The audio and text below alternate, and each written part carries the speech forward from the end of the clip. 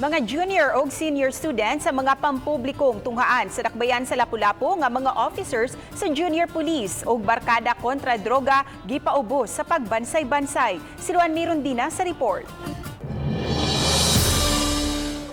Sila ang third batch sa mga junior police o barkada kontra droga officers gikan sa mga tunghaan sa dakbayan sa Lapu-Lapu nga ubos sa District 7 to 10.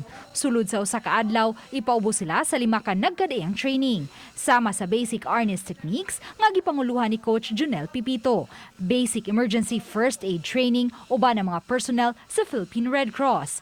Samtang ang mga personnel sa Lapu-Lapu City Police maoy migiya sa mga tinunan sa basic self-defense ug sa pagtudlo kanila unsaon nga malikay sa illegal nga droga. Samtang ang DRRMO sa DepEd Lapu-Lapu City Division maoy mibansay kanila pagtubag sa mga emerhensiya. Aning mga bata nga ning tambong karon ning tugot ang ilang mga parents nga mo participate sila sa atong limited face-to-face, and in all our trainings we observe social distancing and proper protocols. Niadtong Lunes, ang mga tinunan usab sa District 1 to 3 maoy gibansay, samtang kagahapon ang mga taga District 3 to 6. Gani tungod niini, nalangkat sa DepEd Lapu-Lapu ang most outstanding program implementer on child protection.